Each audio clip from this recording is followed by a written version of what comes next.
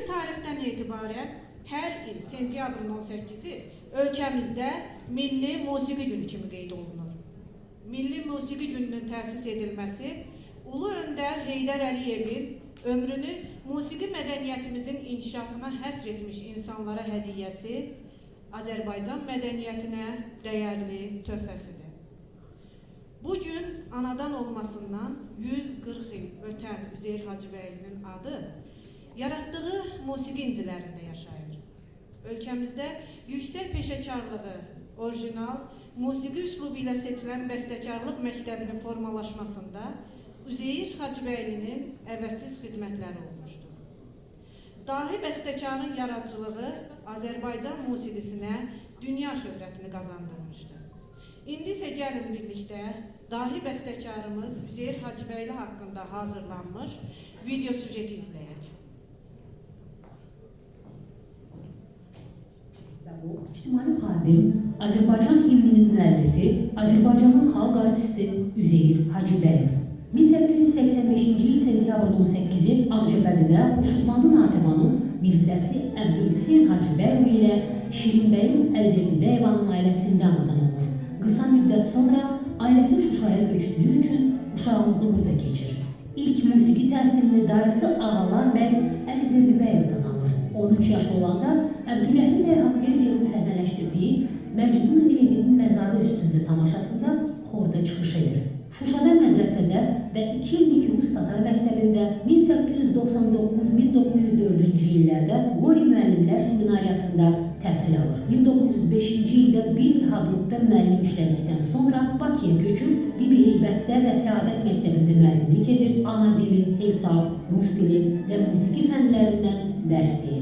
Hesab məsələləri dərsliyini və mətbuatda istifadə olunan siyasi, hüquqi, iqtisadi sözlərin türk-rusi və rusi-türki lüğətini tərtib edir. Gogolun Şinel povestini tərcümə edir. Filankəs, Üzeyir imzaları ilə Həyat, İrşad, Tərəqqi, Həqiqət, İqbal qəzetlərində və Molla Nəsrəddin jurnalında xeyli sayda məqalə, felyeton və satirik miniatür dərc etdirir. Dövrün ictimai-siyasi hadisələrini işıqlandırdığı bu yazılara oradan-buradan, o yan-bu yan, dərədən təpədən silsilələrini, halımıza dair xəbərdarlıq, öz qədrimizi bilmirik, biz və Avropalılar, dərin quyular felyetonlarını misal göstərmək olar. 1908-ci ildə şərqdə ilk opera olan Leyli və Məcnunu bəstələyir. Sonralar bir-birinin ardınca Şeyx Sənan, Rüstəm və Zöhra, Şah Abbas və Xurşudbanu, Əsli və Kərəm, Harun və Leyla operalarını, Əv və Arvad, O olmasın, bu olsun, Arşın Malalan operettalarını bəstələyir. Üzeyir bəy həm də bu əsərlərin libretto müəllifidir. Musiqi təhsilini artırmaq üçün 1912-14-cü illərdə Rusiyaya yollanır, Moskva və Peterburg konservatoriyalarında dərs alır. Azərbaycan Xalq Cümhuriyyətini alqışlayan Üzeyir Hacıbəyev 1918-ci ildə Əhməd Cavadın sözlərinə Azərbaycan himnini bəstələyir. Cümhuriyyət dövründə marş, Azərbaycan marşı, Çırpınırdım Qaradəniz mahnılarını yazır. Azərbaycanda Sovet hakimiyyəti qurulandan sonra onun təşəbbüsü ilə Bakıda musiqi məktəbləri və konservatoriya açılır. Müxtəlif illərdə Azərbaycan Türk Musiqi Məktəbinə və Azərbaycan Konservatoriyasına rəhbərlik edir. 1927-ci ildə Müslim Maqamayevlə birlikdə Azərbaycan Türk El Nəğmələri kitabını nəşr edilir. Onun təşəbbüsü ilə ekspedisiya qrupları Azərbaycanın bölgələrindən xalq mahnılarını toplayıb nota köçürür. 20-ci illərin əvvəllərində adı repressiya siyahısına salınsa da, Nəriman Nərimanovun göstərişi ilə adı siyahıdan silinir. Sonralar Üzeyir bəy özü də Niyazinin 1937-ci ilin depressiyasından qoruyur. 30-cu illərdə Çahargah və Şur fantaziyalarını, Aşıq Sayağı triosunu, xalq musiqisi əsasında Arazbarı Zərbi muğamını, Cəngi piyesini və bir sıra instrumental əsərlər, mahnılar, kantatalar bəstələyir. Azərbaycan Xalq Cümhuriyyətinin süqutundan sonra 17 il opera yazmayan Üzeyir Hacıbəyev Sükutun 1936-cı ildə Koroğlu operasını yazmaqla pozur. 40-cı illərdə Nizami Gəncəvinin sözlərinə bəstələdiyi Sənsiz və Sevgili Canan əsərləri ilə Romans Qəzəl adlı yeni kamera vokal musiqi janrını yaradır. Ölümünə yaxın yazmağa başladığı Firuzə operası natamam qalır. 1931-ci ildə Xalq Çalğı Alətləri Orkestrini, 1936-cı ildə Dövlət Xorunu təşkil edir. 1938-ci ildən ölənə qədər Azərbaycan bəstəkarlar 1945-ci ildə Azərbaycan SSR Elmlər Akademiyası İncəsənət İnstitutuna rəhbərlik edir. 1925-ci ildə Bakı İşçi Xalq Deputatları Sovetinə, 1937 və 41-ci illərdə isə 2 çağırış SSR Ali Sovetinə deputat seçilir. 1909-cu ildə aktyor Hənəfi Tərəqunovun bacısı Məleykə Tərəqunova ilə ailə quran Üzeyir bəyin övladı oldu. Həyat yoldaşı ona ayrılıb başqa qadınla ailə qurmasını məsləhət görsə də, o razılaşmır. Mənim övladım yoxdur, amma əsərlərim mənim övladlarımdır deyir. Ömrünün son illərində şəkərli diabetdən əziyyət çəkən Üzeyir Hacıbəyev 1948-ci il noyabrın 23-ü gecə saat 2-də Bakıdakı mənzilində ürək çatışmazlığından vəfat edir, 1-ci Fəxri Xiyabanında dəfn edilir. Vida mərasimində Bülbül Sənsiz mahnısını səsləndirir. 1959-cu ildə Şuşada, 1975-ci ildə Bakıda el muzeyi açılır. 1985-ci ildə Şuşada ucaldılmış abidəsi 1-ci Qarabağ müharibəsi zamanı dağıdılır. Şuşa azad olunandan sonra 2021-ci ilin avqustunda bərpa edilir. Hər il Üzeyir Hacıbəyevin doğum günü Azərbaycanda milli musiqi günü kimi qeyd olunur.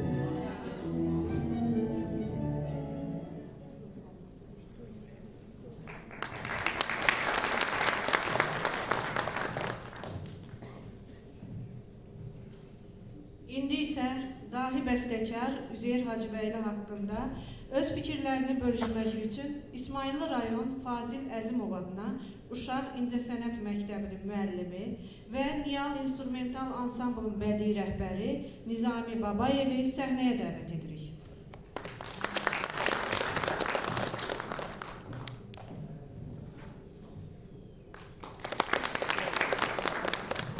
Əziz qonaqlar, hamınızı salamlayıram öz növbəmdə.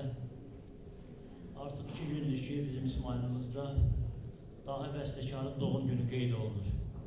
Dünən mənim işlədiyim İncəsənət Məktəbində də biz bu tədbiri eləmişik. Bizim şagirdlərimizin çox gözəl nömrələri olub, çox gözəl bir tədbir keçirildi. Və mənə söz verildi, orada da mən çıxış elədim.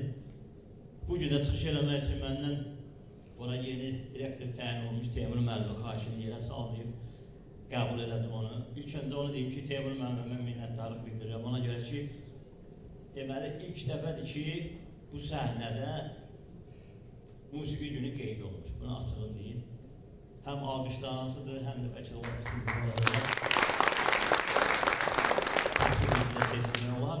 Amma Allaha şükürlər olsun ki, bu günləri, bu günü yaşayır. Dahi bəstəkar, gözəl dirijor, mükəmməl nəzəriyyəçi, publisist, tənqidçi, alim, hansı adı deyirsiniz? Vətən, ictimai xadim, vətənindən ötürü bütün ömrünü şam kimi əldən bir insan. Ümumiyyətlə, fenomen insanlar çox az olur, özünüz bilirsiniz. Musiqimizin atasıdır Üzeyir Hacıbəyov. Xronologiya bayaqlara baxdı, hər şey məlumat verilib orada. Uzun-uzadı danışırsın, vaxtınızı almaq istəmirəm. Ümumi bir balaca tablo yaratmaq istəyirəm. Yəni, mən də bir musiqi müəllimi kimi vicdan borcudur ki, daha bəstəkar haqqında çalışdığım qədər bir balaca işıqlı bir sözlər deyim.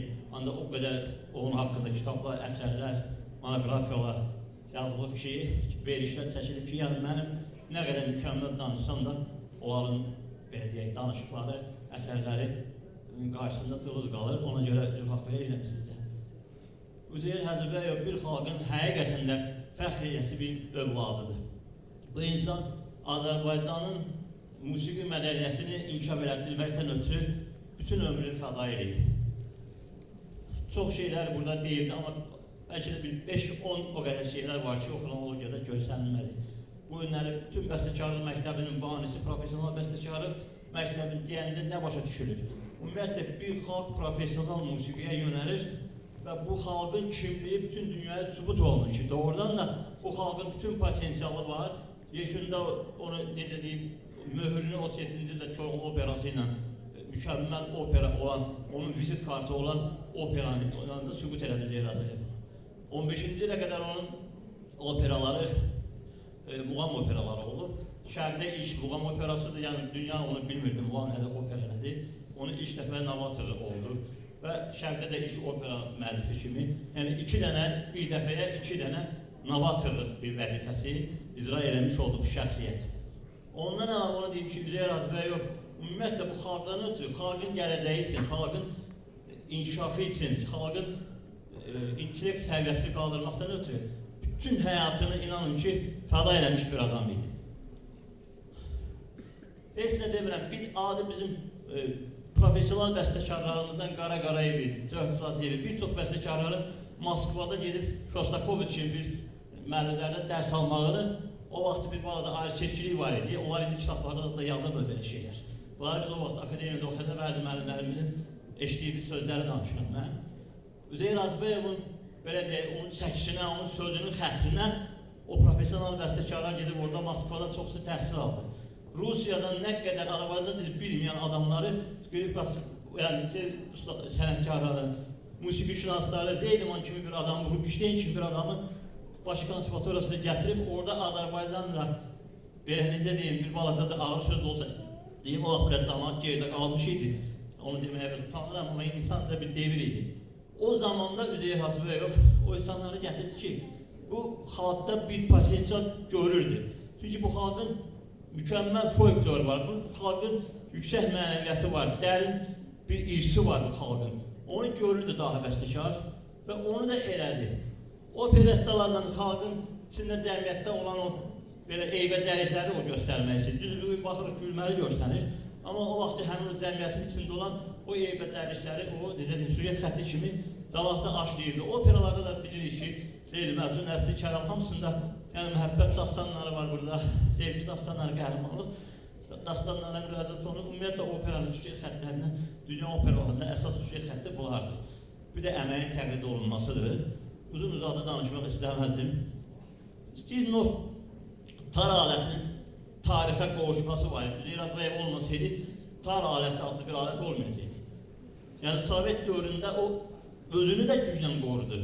Nərimanov kimi şəxsiyyətlərin cəmiyyətindən, çox insanların dəstəyi və o da öz vicdan borcu olaraq bütün Azərbaycan musiqisinin folklorunu bir keşiyin çəkdi. Yəni, tar alətini sübut elədi ki, bu alətlə dünyanın bütün musiqilərini ifa eləmək olur.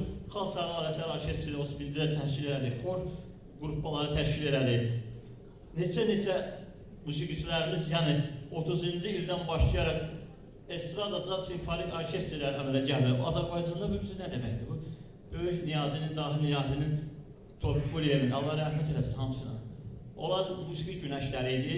Ürəyimdə sözlər çoxdur, əziz qonaqlar, danışmağa çox material var, amma vaxtı almaq istəməzdim. Üzeyir Hacıbəyov kimi bir insanla doğrudan da bir xalq həqiqətən də fəxr eləməlidir. Yəni, musiqimizin o, necə deyim, atasıdır, profesional musiqinin banisidir. Bu günləri neçə nəsillərə örnək olan məktəb qoyub gedib. Yəni, bütün nəsillər onu bu günləri istəyir konservatoriya istəyir, telekom istəyir, musiqi məktəbləri, hamısı neçə məktəbdə müəllimlər varsa, hamımız belə deyək, Üzeyir işığından bəhrələnmişik. Allah hamıza razı olsun, çox sağ olun vaxtınızı aldığınıza görə. Allah şahadətini şəhətini əhməd olsun. Sağ olun.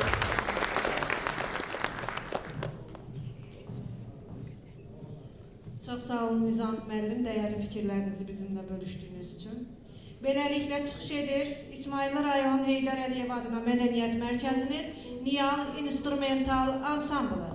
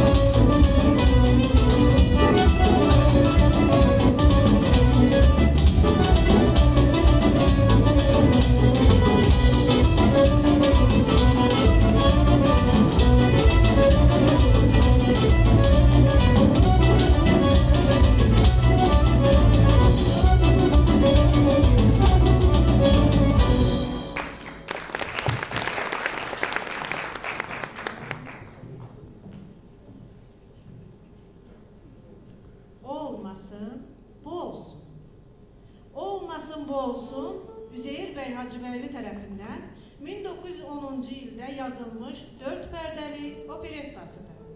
Bu, Hacıbəyovun operetta janrında yazdığı ikinci əsərdir. Buradakı mənfi qəhrəmanlar arasında puluna yüksək təbəqələrin hörmət bəslədiyi Məşədi İbad əsas obrazdır. İndi gəlin birlikdə Olmasın, Bu olsun operettasından Rüstəm bəy və Məşədi İbad səhnəsini izləyək. Çıxış edirlər İsmayıllı rayon Heydər Əliyev adına Mədəniyyət Mərkəzinin Niyal İnstrumental Ansamblının solistləri Məşədi İbad obrazı Rövşən Teyyibov, Rüstəm bəy obrazı İntiqam İbrahimov.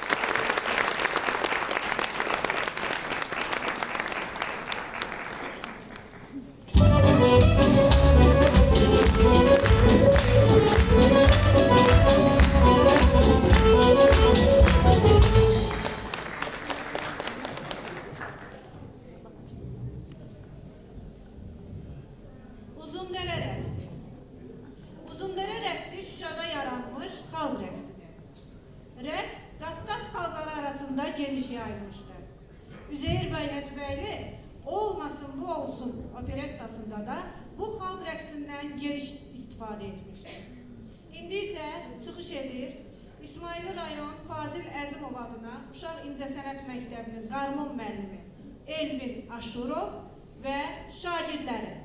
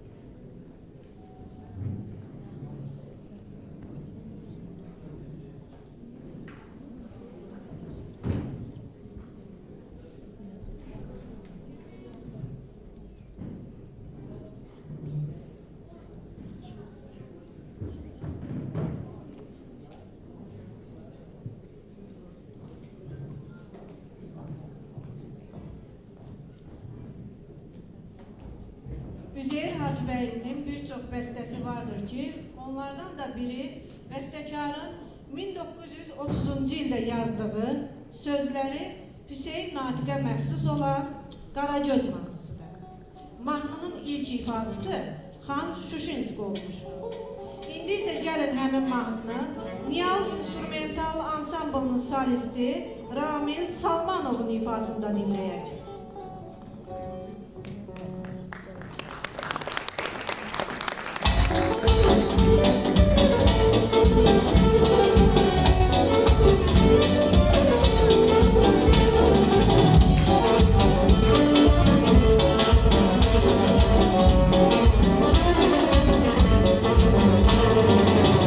Gül bahçadarım,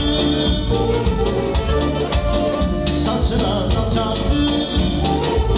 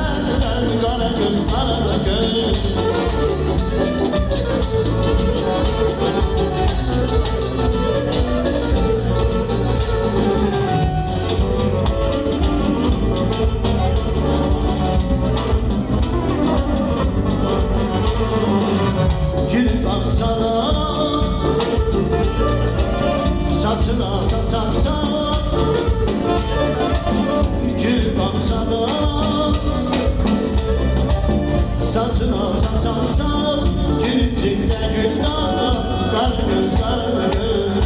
Gün içinde güldana, kara göz kara göz. Ben gelmezem ben, eyleme güzel yar. Ben gelmezem ben, eyleme güzel yar. Ben gelmezem ben, eyleme güzel yar. Ne kadar geçersen, ne kadar güzelsen, elə bilmələk səndən qara göz qara göz.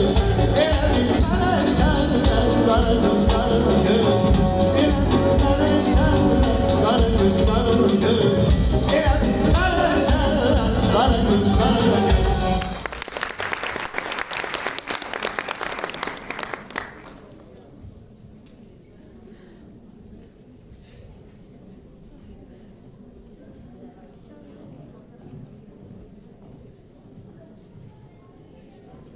Üzeyir Hacıbəylinin vokal yaradıcılığı romans qəzəllər və mahnılarla təmsil olunur. Sənsiz və Sevgili Canan romans qəzəlləri musiqi üslubu baxımından özünə məxsus orijinallığı, ahəngdar, milli koloriti ilə fərqlənir. Üzeyir Hacıbəylinin hər iki romansı qəlblərə sirayət edən ifadəli melodiyaya malikdir. Sevgili Canan romansı ifa edir Niyal İnstrumental Ansamblının solisti Rövşən Teyyubov, müşayiət edir ansamblın bədii rəhbəri Nizami Babayev.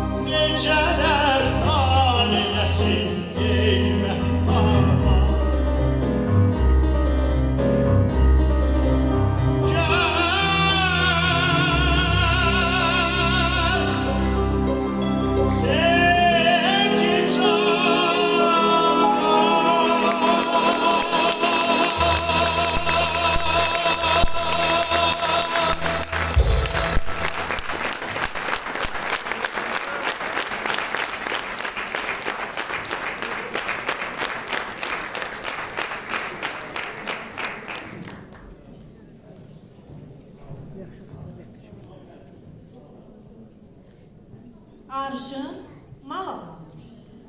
Arşın Malalan, Üzeyir Hacıbəylinin sonuncu, üçüncü musiqili operettasıdır. Bəstəkar onun üzərində 1913-cü ilin yayında hələ Bakıda olarkən işləməyə başlamışdı və əsəri yayın sonunda artıq Sankt-Peterburqda olarkən tamamlamışdı. İndi isə gəlin birlikdə Arşın Malalan operettasından kiçik bir səhnəyə tamaşa edək. Çıxış edir Niyal İnstrumental Ansamblının solisti Şanel Mustafayev və İsmayıllı rayon Fazil Əzimov adına Uşaq İncəsənət Məktəbinin şagirdləri.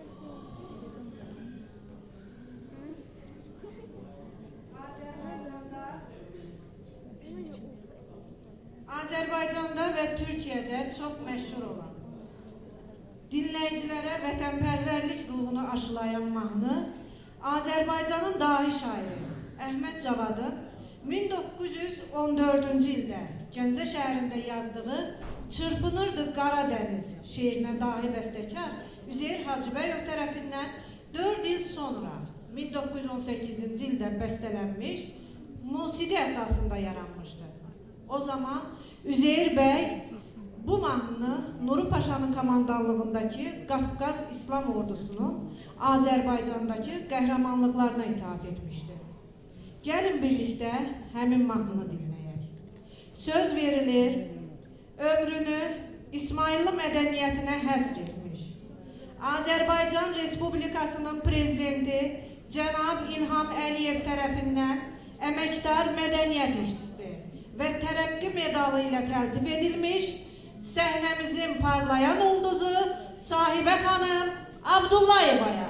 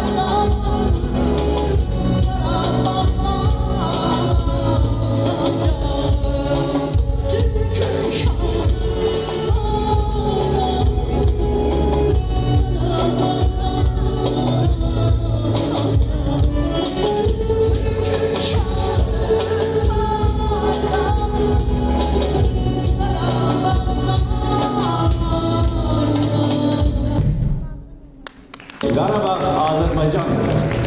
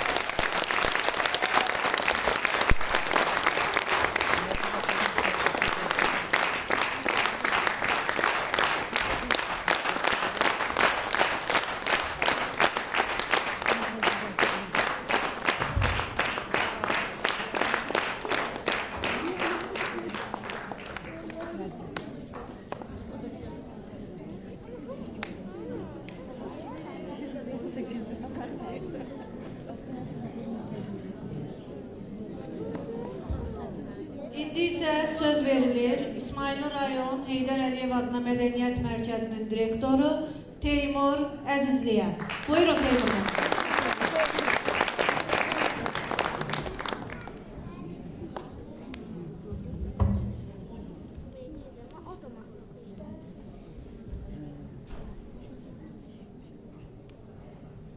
Salamlayıram hər birinizi. Təşəkkür edirəm. Tədbirimizə təşrif buyurub gəlmişsiniz. Musiqi bayramımız mübarək olsun. Hər birinizi ürəkdən təbrik edirəm və mən istərdim ki, bütün kollektiv səhnəyə gəlsin. Gürültülü alqışlarla bu kollektiv hər birinizi alır. Bütün zəhmət olmasa, Allah'a kəsə bütün kollektivimiz buyursun. Çox sağ olun deyirəm hər birinizə. Mən Dağlıq Şirvan Regionu Mədəniyyət İdarəsinin rəhbərliyi adından öz təbrikimizi çatdırırıq, hər birinizə uğurlar arzuluyuruq. Zəhmət olmasa gəlin, bütün kollektivimiz buyursun. Sahilə xanım.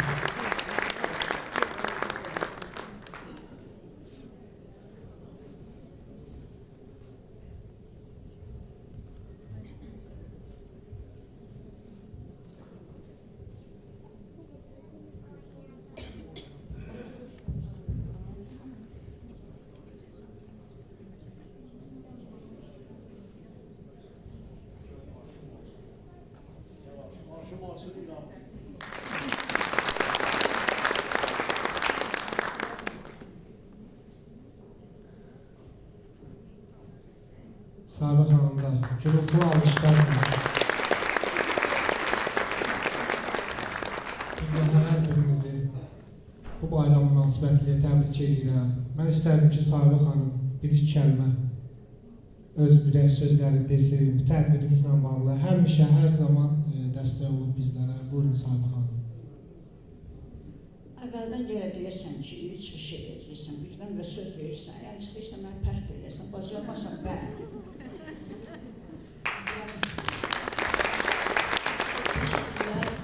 Əziz qonaqlarımız xoş gəlir. Zalda elə insanlar əyləşir ki, mənə doğmadan doğmalı, Lətifə müəllimə, Ceyran müəllimə və aşığımız və rəhbərlərimiz hər biriniz ürəkdən salamlayıram və doğrudan da tədbirimiz çox möhtəşəm keçdi.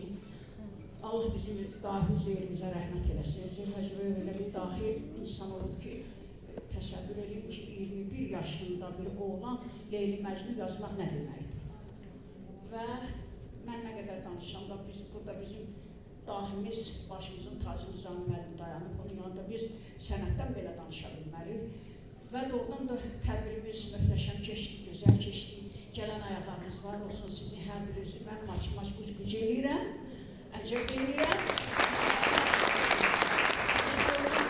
Aparıcı xanım, Tofiq müəllim, qalıqlar burada çəkə bilmirəm mən.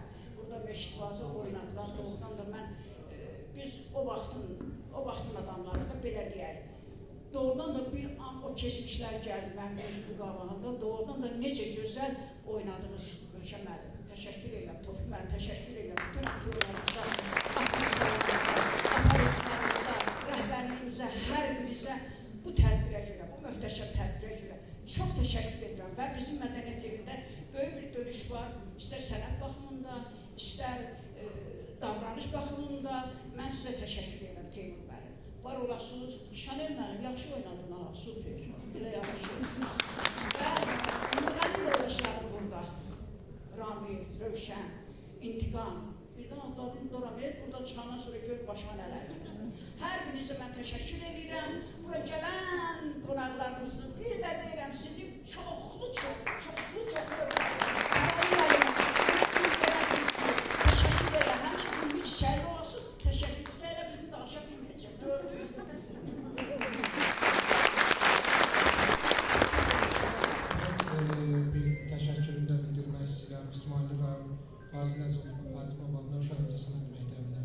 Abbas müəllim başda olmaqla, İlham müəllimə, Elif müəllimə, bütün kollektivi də salamlayıram. Hər birinizə təşəkkür edirəm, minnətdarım. Mənim bir təşəkkürüm də var. Həmişə bizi xatirələrdə yaşadan fotoqrafımız var. Elçin, mən təşəkkür edirəm. Və bizi həmişə müşayiət edən Yalan İstanbuluna. əlbəttə ki, yalansam, o üzüyün başı olan kimi, yalansam da başımızın yaraşığı, başı olan kimi Nizami müəllim də. Yəni, Nizami müəllim hər birimizin boynumuzda böyük haqqı var, Nizami müəllim. Bir daha sizin qarşınızda mən başlayacağım, öyrəsinə qarşı, mən yalansamla deyirəm, eşq olsun sizdə. Hə, bax, indi gəldim də deyək, qoy təşəkkür bildirim ki, mədəniyyət sahəsində ən çox zəhməti olan həmişə ediləyəndə aparaturşik olur. Səs rejissoru. Hə, mən belə deyirəm də, aparaturşik, beləcə. Hə, bax, bu səs rejissoru olmasa, heç bir tədbirimiz alınmaz. Yəni, bir-birimizi eşitməli, özdən indi hamı başdan danışır. Və Oktay müəllim, bu sahədə, istər bizim mədəniyyətdə, istər dövlət tədbirlərində, istər şəxsi tədbirlərdə sizin əməyiniz böyükdür, Oktay müəllim. Mən sizə təşəkkür edirəm, var olasan, həmişə belə olasan.